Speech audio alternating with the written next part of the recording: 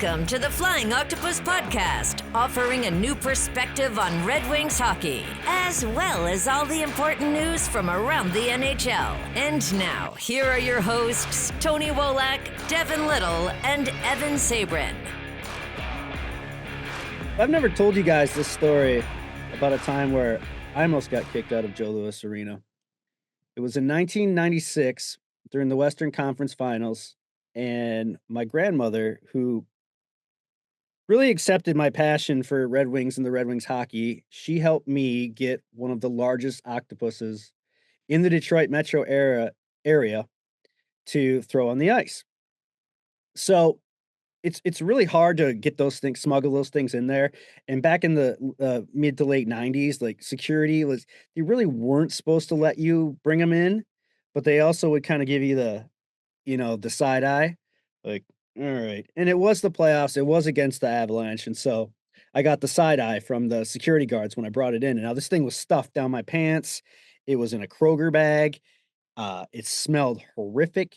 The thing with these things is you have to cook them. And so they actually take shape and form. And that's what the guy told me at the store where I bought it from. This thing was huge. I'll put a picture of it for everyone here to see in a minute here. But yeah, I tossed it. And I can't remember, like, long time ago, but it was game 2, I believe. And I chucked it right at Patrick Waugh from behind that net. And it landed right in front of him. And for all my friends to see the octopus, I tied these red and white tentacles, or red and white ribbons around his tentacles, so everyone knew which one was mine. And of course, Al picked mine up, Sabaka, and swung it. And it was on SportsCenter that night. But the thing is, I had to run as soon as I threw that thing. And the fans at the time were so great that they kind of escorted me up the way to get out of the security's way. But at the same time, like, they were just kind of looking at me, but I ended up getting out of it. So the reason I brought this story up is because what we saw last night at the Red Wings game, George, you can tell the story better, what we saw with this shirtless fan starting a fight, getting thrown out. I'm glad I didn't start a fight. That's something I probably not up in my repertoire, but looks like someone had either too much fun last night or too much to drink. Yeah, Helena St. James and Bob Duff both described it pretty well.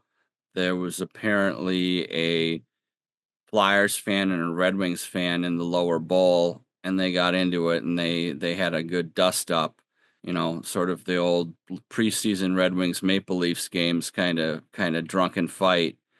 And the one gentleman ended up shirtless at the end of the fight, and he may or may not have been slightly inebriated.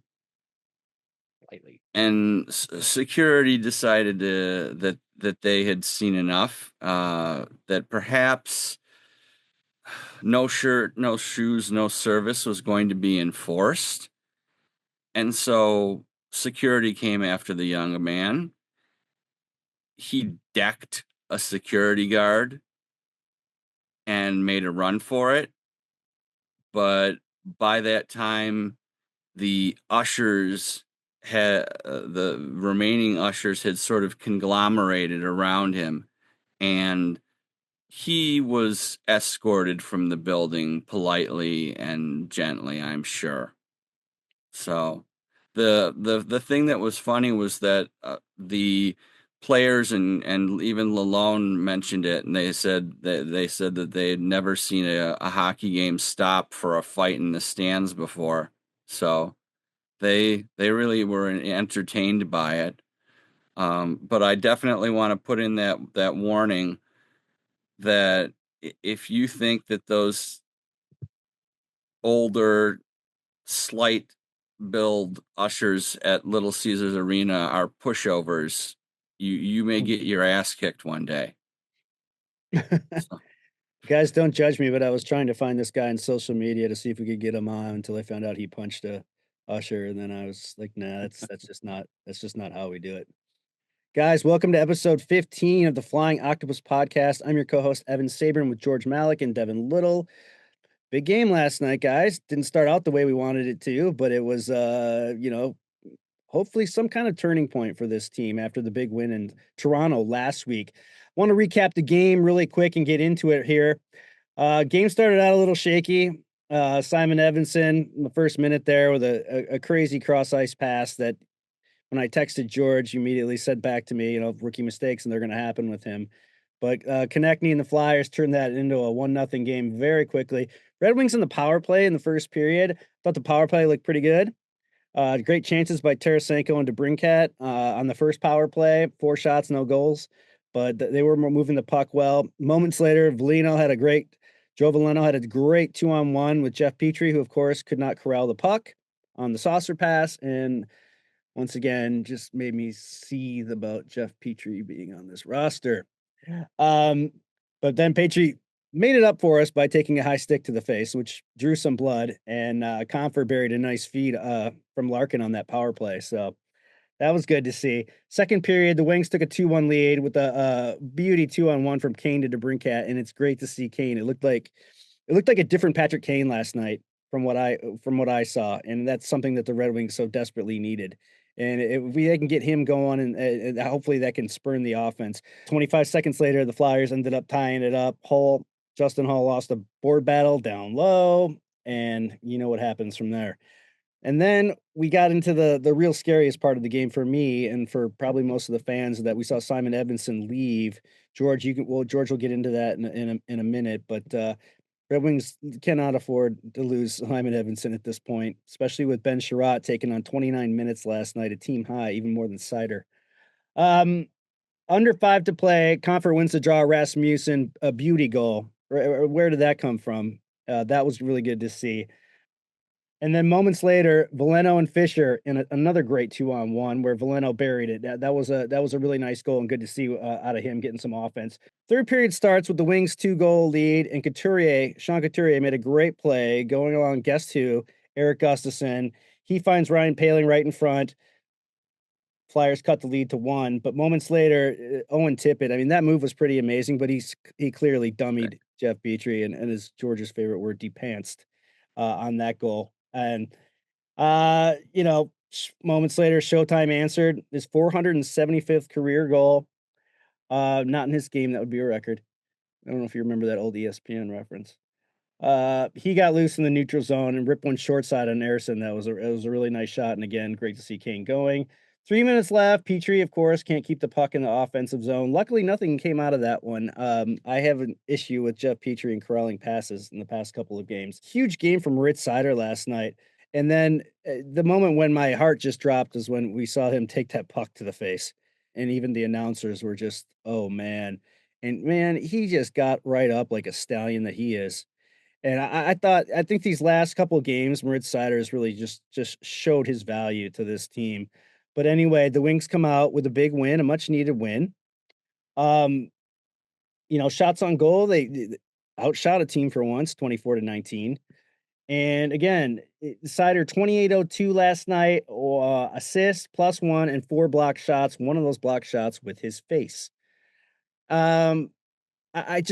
It's good to see this team kind of maybe finding that turning point in the season that we've desperately been begging for.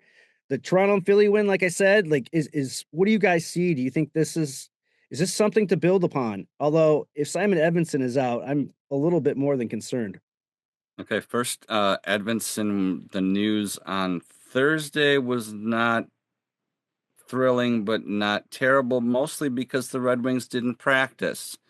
So we didn't get any updates. I did see on Twitter somebody posted a quick little low quality video of Edmondson taking a elbow to the face from Rasmus Ristolainen, who is a fairly good checker.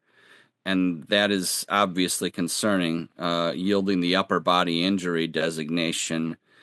But barring a concussion, he can wear a fishbowl. I'm pretty convinced that the Red Wings, what they did do is they made sure to move Billy Husso down so that there's a roster spot. Even with Albert Johansson being healthy and being able to come into the roster, the Wings opened up a roster spot so that if Edmondson is injured for these 3 games and 4 nights to end the pre-Christmas portion of the schedule, the Wings will be able to cover their butts and call somebody up if they need to.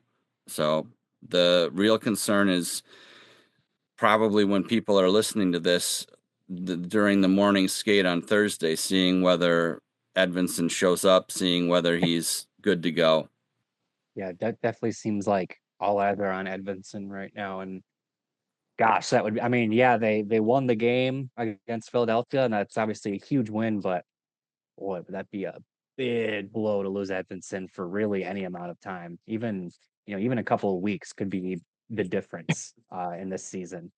Um, and just to kind of add on to, can we just take a moment to appreciate what a warrior Moritz Seider is? Because holy cow, since he joined the team 3 years ago, he plays, more minutes than players his age usually play, and tough minutes while they're at it.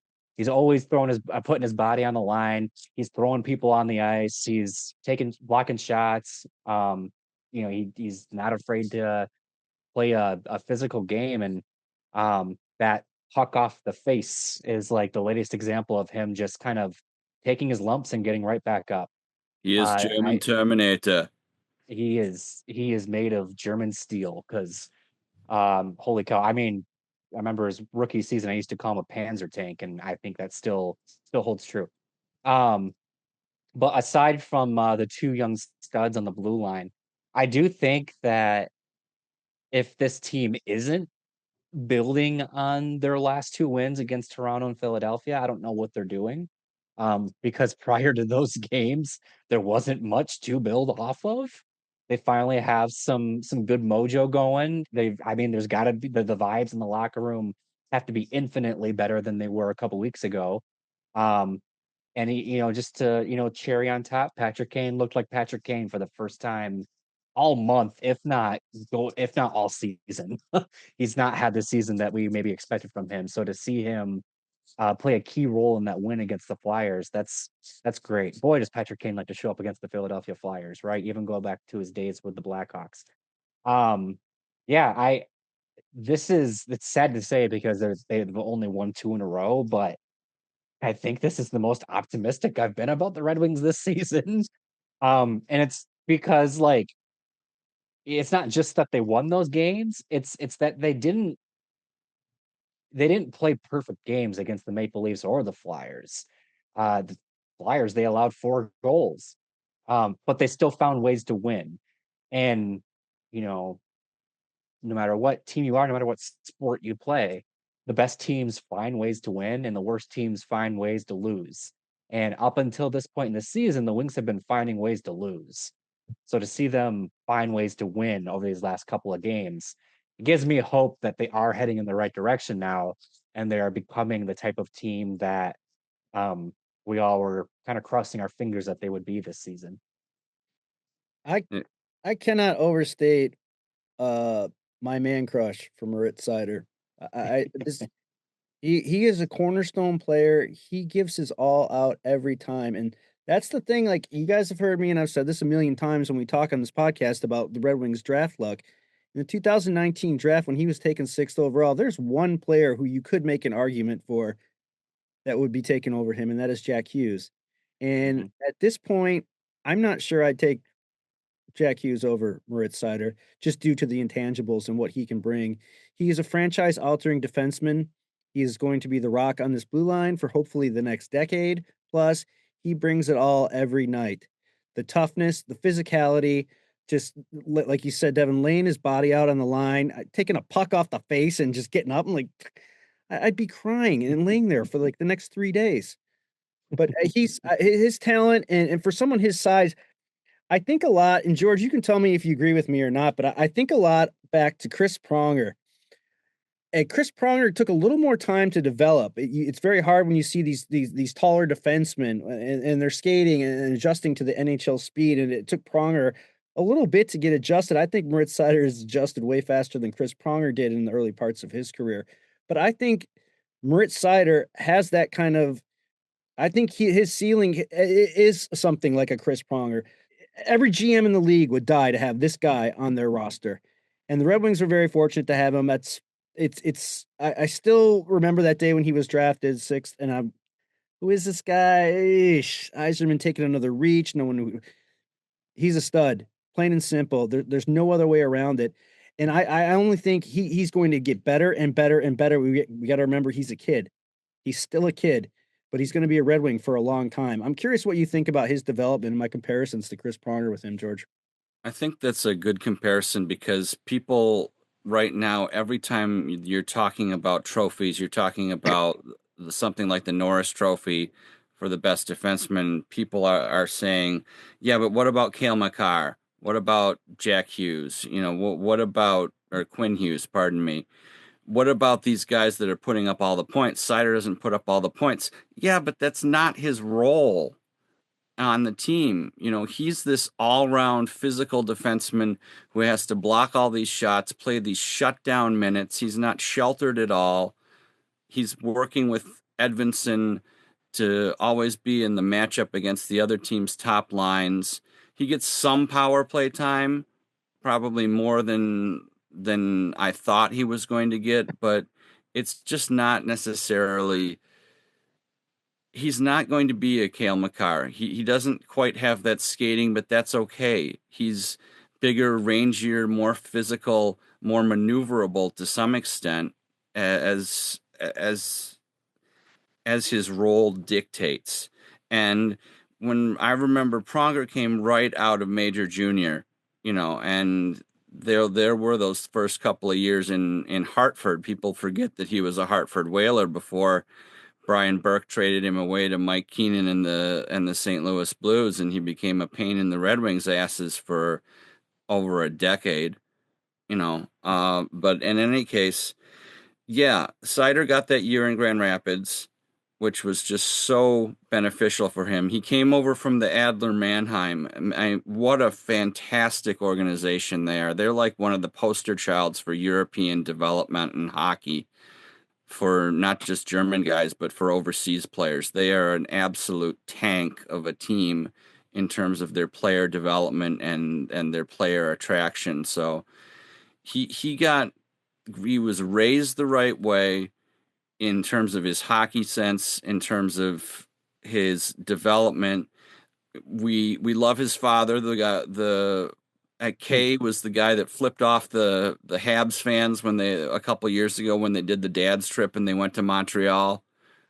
So he's got a bit of that edge to him on occasion. And I think that as he does grow older, I'm going to be curious to see how that edge manifests itself, that and that confidence and almost that borderline cockiness. Because Seider is most definitely a good German boy in terms of his tendency to not want to show off. But as he gets more and more comfortable in that big body, and as he continues to play these Clydesdale horse minutes, pulling the Budweiser truck that is the Red Wings right now, he is going to be a better player. He is going to be a more physical player. He's just going to be a force. And whether or not he puts up a lot of points doesn't really matter because he's such a fantastic all-round defenseman. You put him with a healthy Edvinsson and you've got your top pair for a decade, as you said. It's so crucial. Yeah. I think the thing that stands out to me the most, this is a season where we've seen the Red Wings move their alternate captain A from person to person on a game-to-game basis.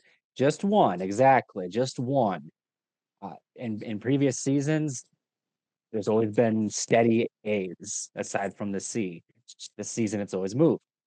This is the season. We're not halfway through yet, but I already feel pretty confident in saying this is the year Seider earns his A, on a permanent basis. And I would even argue that he probably could be wearing a permanent one already. You've already said it. He's the anchor on the blue line, and he's gonna be for at least the next decade. They didn't sign him to that 7-year contract for nothing, and I think that it's one of those things where I remember his first season kind of being amazed by how good he already was. And he very quickly established himself as the Red Wings' best defenseman. But 3 years ago, that wasn't really hard to do.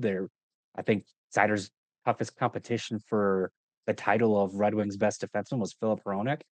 And as good of an offensive defenseman as Philip Hronek is, he is not as good in his own end. And Seider, from day one, has always been good, if not great, in his own end. And fast forward to today, and Seider's probably the most reliable defender they have in their own own zone. And I think that just speaks to his continued growth since becoming an NHLer. And it does make you wonder just how much higher the ceiling is. He's already really good. We've already established that. And he's at an age where some players, this is who they're going to be. They aren't going to develop that much further. Other players, they might have another level or two. And I'm very interested to see what camp Seider falls into, because if he has another level or two, he's going to be in the Norris conversation on a regular basis really soon. I don't know that he's there quite yet, but I think that anybody that watches this team on a regular basis will tell you that Seider deserves to at least be in the conversation, because this team would be nowhere if they didn't have their top defenseman. It's I don't scary. want to compare him to Nicholas Lidstrom per se, because Nicholas Lidstrom obviously was a all-time one of the best defensemen ever. But I do see some analogous similarities to Lidstrom's development, in that when Lidstrom first came into the league, he was already very, very good. But as he matured through learning from Brad Marsh, learning from Brad McCrimmon, learning from Paul Coffey, and eventually learning from, Larry Murphy and Vladimir Konstantinov, into developing into that player that he was in 97, 98, he really became this dominant, rock solid defenseman. And my hope for Seider is that if he hasn't already shown us his ceiling, that we're just going to see some very steady, nice German engineering progress going on. Vorsprung durch Technik, as one of the commercials says, which is a long way of saying innovation through technology. And there's a lot of technology in Moritz Seider. It scares me to think where this team would be without him at this point. I mean, it's honestly, I'm not just saying that. Like, it really scares me to think, especially with all the defensive issues. Like, where would they be in the standings right now if Moritz Seider wasn't on this team? And where would the rebuild be, for that matter?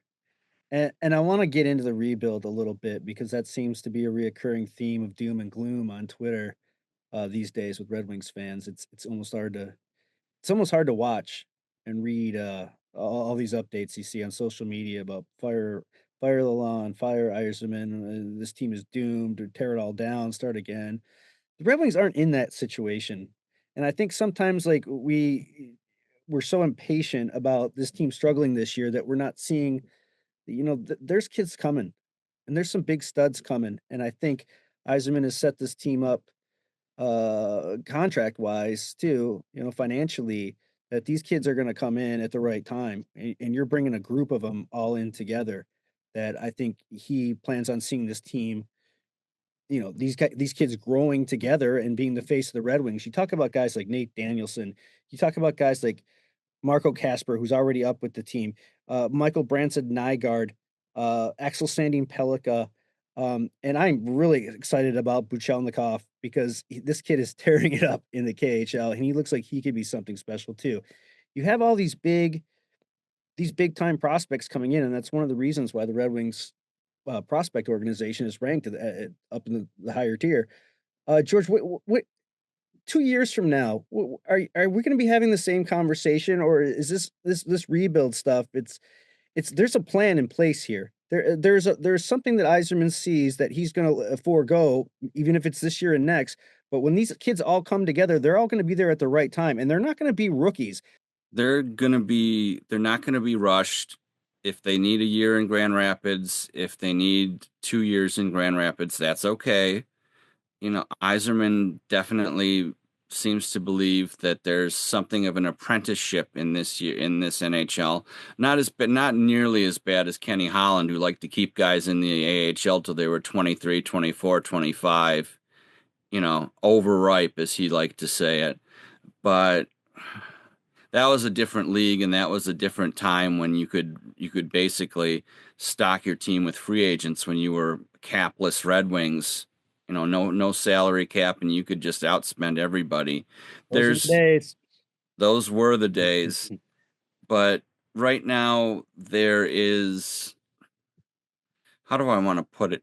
You have some runway for these kids in a couple years before we really can see that the roster is going to turn over. You understand that not everybody is going to develop. That is the sucky part of prospect development. Not everybody is going to become a superstar. But if you get lucky with another Edvinson, you get lucky with another Raymond, you get some foundational players here and there, and you get some really good complementary players. You get those players that I really love, that are willing to play the role of the worker bee, of the support player, of the second, third, fourth line. I think of guys like Red Savage in Michigan State, and Emmett Finney in Kamloops. People who are going to be supporting that top talent. The Red Wings haven't just drafted the Axel Sandin Pelikas of the world. They've made sure to draft these guys, to draft a roster, to draft a team of players that are going to be able to support each other, with those stars leading the way. And we haven't even talked about goal with Sebastian Kosa, and we haven't talked about Trey Augustine, who just got named to the U.S. World Junior Team. And it's very encouraging. And there are some guys in Grand Rapids, and Devin can definitely speak to this more than I can. There are some guys that are both healthy and not so healthy that are going to be making differences to the team in the future. Yeah, for sure. You talk about players that aren't necessarily going to be all stars, but will play a role on a winning team. I think of Carter Mazer. That's exactly what I think of.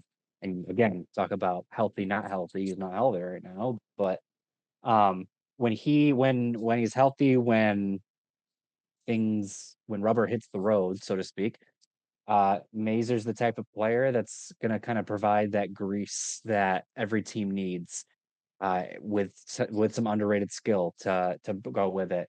You've got players like Amadeus Lombardi, who's having a little bit of a breakout season in Grand Rapids this year. He's got speed to burn, and he's creative, and he's willing to be assertive in the offensive zone. And um, while I don't think he projects as like a top line guy or maybe even a top six guy, I think he could definitely play an offensive role and create things in a while feasting against lesser competition. And who knows, maybe he will be a top line player. He's not giving me any reason to like fully doubt him at this point. And um, to kind of harp on the point here, Mazer is a third round pick, Lombardi's a fourth round pick. I think from the same draft actually, but um, and then you got William Wallander, still steady developing on the blue line. Others, Emil Viro, William still establishing himself. Tuomisto. William is actually having a really good year as well. He was hurt to start the season, and now that he's going, he's starting to really get comfortable at the level. And he's one I'm excited to continue to watch him over the course of this season, because he's another one of those uh, second round project defensemen that the Red Wings seem to really like taking. Uh, Offensive skilled guy that maybe needs some time to develop. There's a lot of examples of that through the years, and Williams one of them.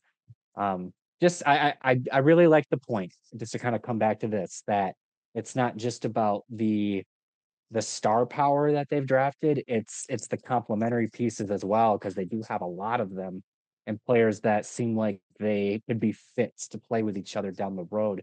I mean, even this past draft this year, a few months ago, they picked Brent Nygaard with their top pick, and then Max Plant was one of the guys they picked in the second round, and Plant's a really good playmaker. And it makes sense that if you're going to draft a guy that's really good at putting the puck in the back of the net, you draft a guy that's really good at getting the puck to those types of guys. And there's a few other guys. Charlie Forsland was one of them. Eh, they've been really good about that. It's just having players that look like they could play with each other and players that can fill a role down the road. The best run organizations in sports and outside of sports are ones that are so well run and efficient with their talent that they can kind of constantly promote from within and just fill holes as they pop up. And I think that's the goal of the Iser plan. That's why it's been a slow burn.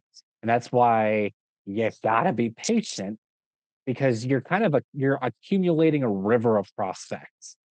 And some teams, some rebuilds only accumulate a stream of prospects. That's all they need, and they're really good for 5, 10 years, and then they're done. If you are able to assemble a river of prospects, a river of talent, that's going to pour and run for a long time. And Eisman, whenever he has the opportunity to talk about it, he says he wants to build a sustainable contender, not a one-time contender, a sustainable one. And building a river prospects will definitely do that. And just real quick, just because they were mentioned, I do want to talk about them for a second here.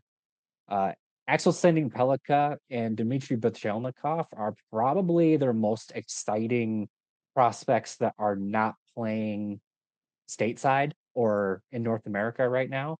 And the reason why I say that is Axel Sending Pelika, this isn't anything groundbreaking here. He looks like a bona fide stud. He looks like he could be a future all-star in the NHL. He does things on the blue line that, especially in the SHL of all leagues, that not many defenders do. He has a chance to be a dynamic one of one talent, and I'm really excited to see him cross the pond when that time comes, because to especially to get him where they got him, 17th overall in 2023, it's rare that you find a talent like that at that point in the draft. So very excited to see what becomes of him in the future. He's looked really good um, since they drafted him. And then Dmitry Petrelnikov. Love that you mentioned him, Evan. This is the season that I think he's really starting to come into his own as a professional hockey player. He's over there in the KHL. He's been in the KHL now for, I think, 2.5 years. He's had some little spot starts and games in the KHL to this point, but he's not just playing in the KHL on a regular basis. He's thriving. He's got 30 points in 34 games, tied for the lead in points with his team. And to kind of put that in perspective, the KHL is arguably the second hardest hockey, or second most difficult or hockey league in the hockey league in the world, behind the NHL. And for him to produce at almost a point per game pace is impressive. And to put that into further perspective, Evgeny Kuznetsov, who had a very successful NHL career, has 7 less points than Dmitry Petrelnikov. Now, I don't know what the quality of team Kuznetsov is dealing with, or you're comparing a 22-year-old to a 30-something-year-old, and there's a 21. lot that could be 21, even He's better. still a kid too. 20, you're comparing a 21-year-old to somebody who's into their 30s, and it's kind of a tough comparison. But Kuznetsov knows how to produce points, and the fact that Pachelnikov is outproducing him gets me really excited. I'm very excited for what I've seen out of Pachelnikov this season specifically, and I'm really interested to see what he does at the end of the season, because while when it comes to Russian players, I tend to err on the side of I'll believe they'll come over when they're coming over. I definitely thought Matvei Michkov would still be in the KHL at this point, and as we know very well by now, he is in the NHL. I'm wondering if Buchelnikov is playing his final KHL season right now. And furthermore, if that is the case, where is he playing next season? Because I know how the Red Wings handle their prospects. Everything about that tells me he would be in Grand Rapids next year. But I also wonder if he is going to be the type of player that if he's not in the NHL, then he's just going to stay home. So yeah, him in general and his situation is one to keep an eye on as we finish out this season.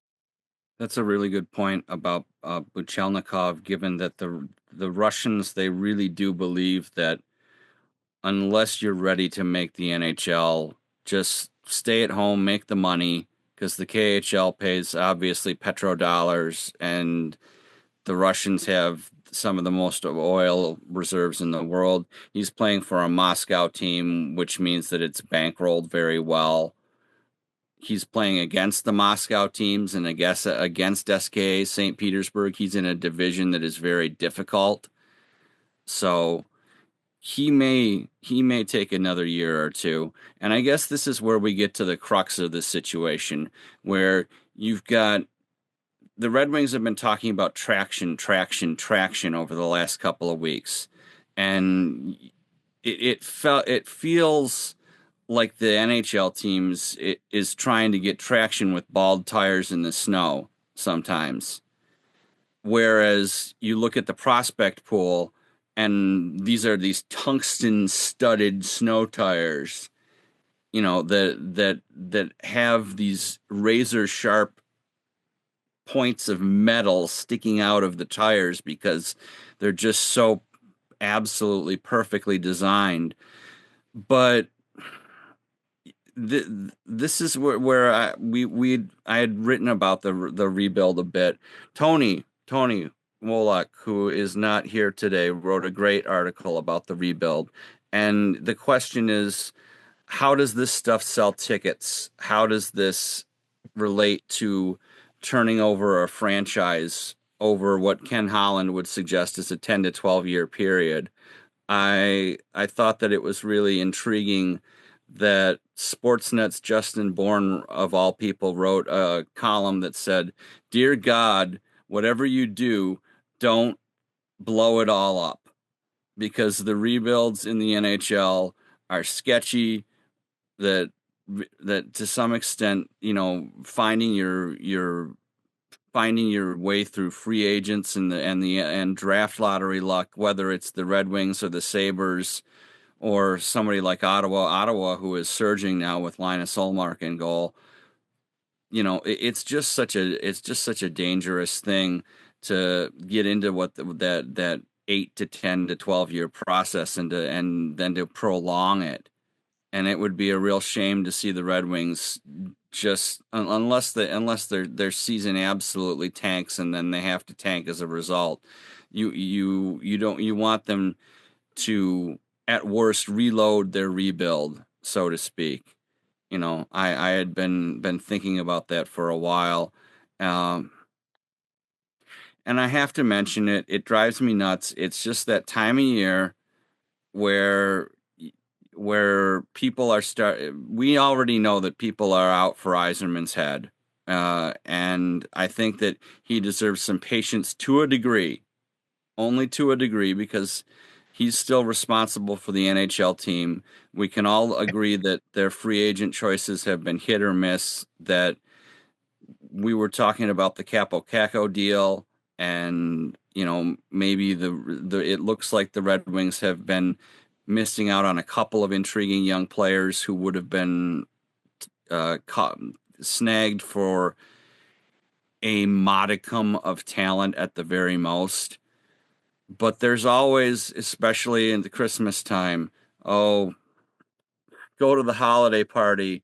You go to your family's Christmas party, and your uncle's cousin's brother swears to you that they have the inside track on what's going on with the Detroit Red Wings, and they know that it's Steve Yzerman's ass that's going to get canned in the next 2 weeks, and as much as he and Derek Lalonde and the players themselves are playing for their jobs as much as the Red Wings are in a situation where if things don't go well over this holiday period and then the next period of time going into the new year where they play every other night till I think it's January 4th or 5th. Yeah, it's entirely possible that Lalone still loses his job. Yeah, it's still entirely possible that we see some changes. We see not a clearing of the decks, but auctioning off of the sellable pieces.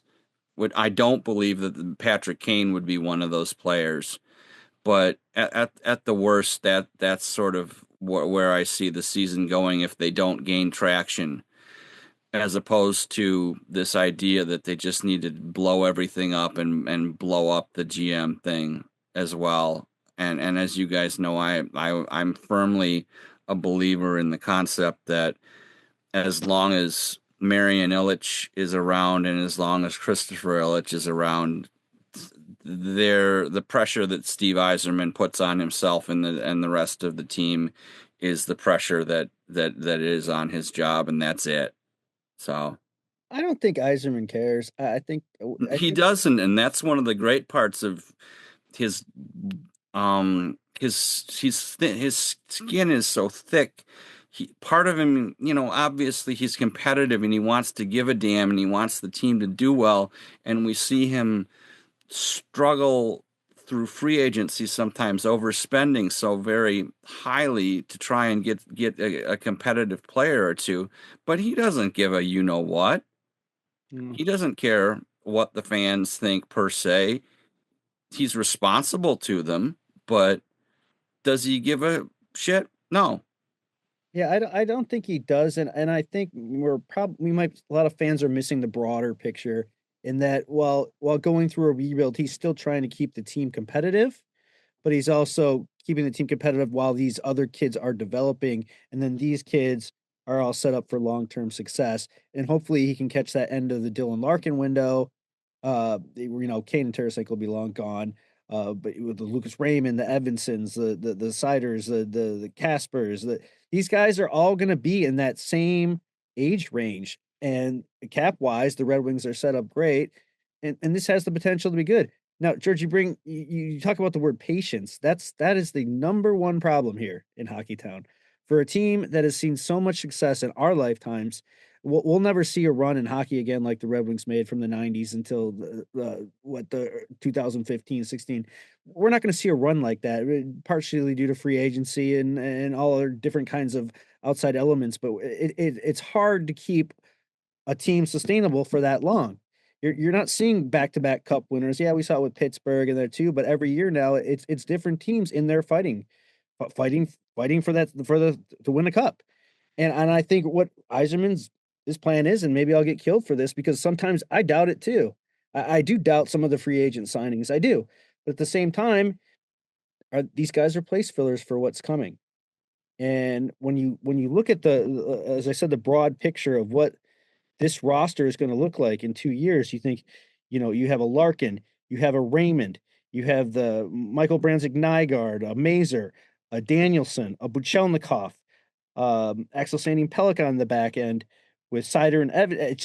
It's mind-boggling that the amount of talent that this team could possess. Did I say Nate Danielson? I can't even remember if I said him. It's there. Something good is coming. It's just going to take longer than Red Wings fans want to. This is the society today is what have you done for me lately? They want to see wins. They want to get back to the fun times at LCA. There hasn't been a playoff game there yet. The Red Wings have struggled for the last 8 years, and it's, hey, and again, at least we're not Buffalo Sabres fans. I mean, could you imagine what that those fans go through or that team's like rebuild go through? That would just blow my mind. But again, like I struggle with the patience thing too, and I know all of us do. We want to see a team that competes and is successful.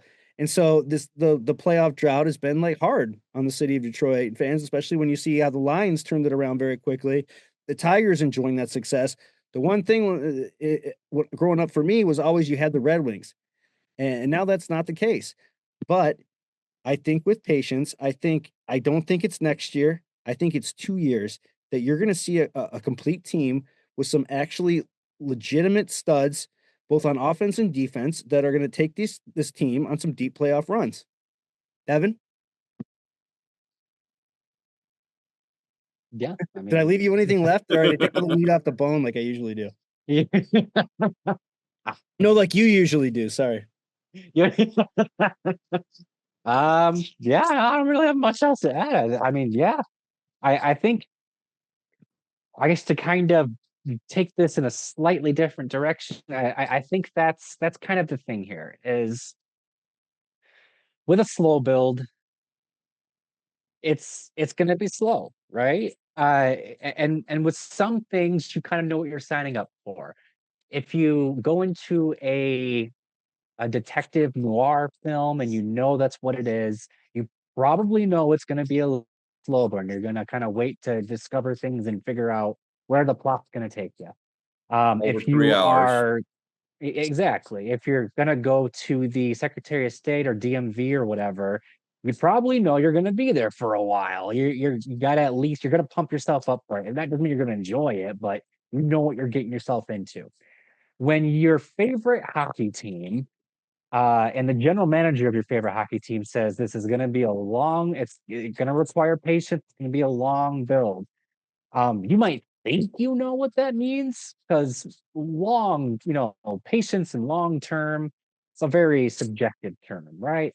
Um, for the New York Rangers, a long term rebuild is 3 to 5 years because that's the market they're in and they have certain advantages that other teams don't. For the Red Wings, as we've learned, a long-term rebuild is not 3 years. 3 years would have been incredible, but that was not in the cards. No, we are looking at more of a 10-year thing. And I think that the point about the Sabres is a really good point too, because they are a organization that also doesn't have the same advantages of other organizations. And they have been grinding away at this long-term rebuild of their own, but they've also had to reset and reload for various reasons, some of their own doing, others not.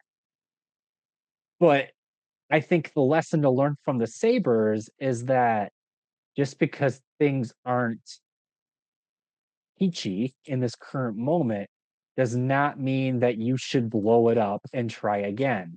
Where would the Buffalo Sabres be if they still had Jack Eichel, Sam Reinhart, Casey Middlestad? Oh, geez, I'm gonna have to sit here and think about this for a little bit. Point is there are several players. Ryan O'Reilly, one point in time, there are several players that they have had, and now they don't have. And while the pieces that they got for those players are helping them and will help them down the line, they could probably be contenders right now if they would have just kind of stuck with what they had. Now you never know. You start to get into the what if game. What if they still had all those players? Maybe they never would have clicked. Maybe the Sabres are first. But the point is um if we go down the road of time to hit the reset button, Raymond Seider are your cornerstones. Everyone younger than them can stay, everyone older than them must go. You run the risk of, gosh, where would this team, this team has a lot of really good future pieces, but they're really missing a top line center. Boy, would this team would be great if they still had Dylan Larkin. Oh man, you go down the list. They really need a sniper. Boy, they could really use Alex DeBrincat right now. I think that what they're doing right now, I listen. Tony's article is great, and I think that he hits the nail on the head on a lot of marks. And I've seen a lot of the comments that he's gotten on the article, and plenty of people have called it a puff piece. And I don't think it's a puff piece. I just think people, again, you can't see the forest from the trees from the forest. I think I get it. It's a hard thing to ask, especially when it comes into sports, and especially when you've already given it 5 years. But give it time. Give it time. Like we just talked about 10 minutes ago, there are legitimate potential studs on the way in a year or two. Nate Danielson, at the very least, is going to look like Marco Casper, and we're all pretty bullish on Marco Casper right now. I mentioned how Axel Sengin could be a legitimate all-star in a few years. Dmitry Pachelnikov has that potential. I mean, Brentford Nygaard, I'm gonna share a little tidbit here. Me and Tony were texting some weeks ago, and Tony texted me, "Is Brentford Nygaard going to be Patrick Laine, but with some defensive awareness?" Can you imagine if they have that kind of player in their system? The point is yes, I get it. This team is not where we want them to be. They're still below, even with the 2 wins, they're still below expectations right now. But they're not building they weren't building for the 2024-25 season. That this was not the end game here. Last season gave everyone hope that this was going to be the end game, but it's not. The end game is when most of these prospects that we're talking about and super bullish on are on the team, and that might not be for another year or two. So again, I hate to say it, and I get why people are kind of done being patient, but try to remain patient. Yeah, you lied, Devin. You found some more meat on that bone. That was you hit the nail. It's one of those things where like you're kind of digging into it and you think, oh man, there's nothing here, and then like you kind of find like a little crevice. Oh wow, there's a bit more The meat here. chicken wing, like you didn't turn it over the right way, and there's still like a little chunky mess. And it's, Exactly. So thank you for leaving the chunk. I get it. Hey guys, before we wrap up though, I want to get your gauge on one more thing. And we saw the New York Rangers trade for Kappo Kakko to the Seattle Kraken the other day, and for basically Will Borgen, and let me make sure I get this right, a 2025 third round pick and a 2026 sixth round pick. I was a little intrigued by what it would have cost the Red Wings to go after a guy like him. And when you go back to the 2019 draft, where Seider was pick 6, Kakko was the number 2 pick overall. I definitely think he has some kind of potential. We've seen how reclamation projects have worked in Detroit in the past. There's been many examples of that.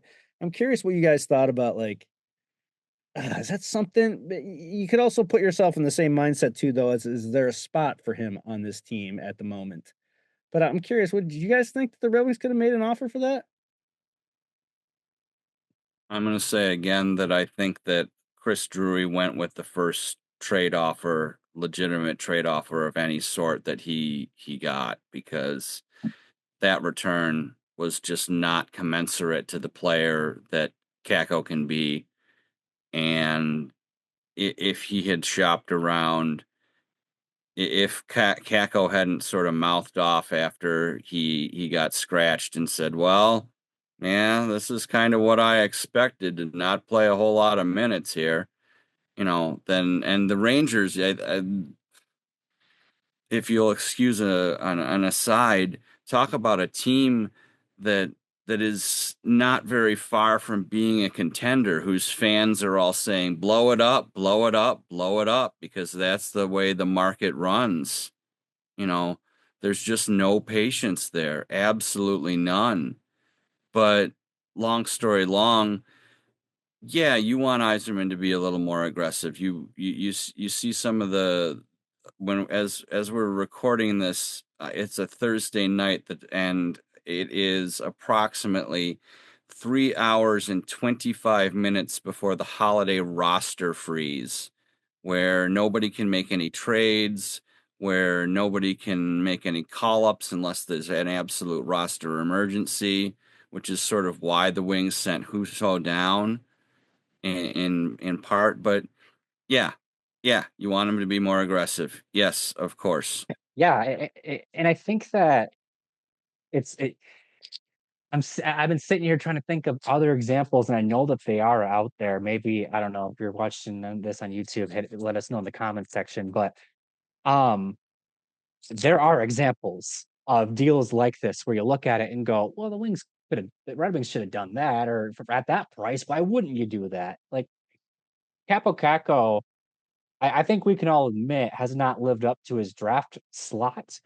I think that is one of the biggest reasons why the Rangers moved on from him. I think that a fresh start will do him well. He's kind of burdened by his draft slot in New York.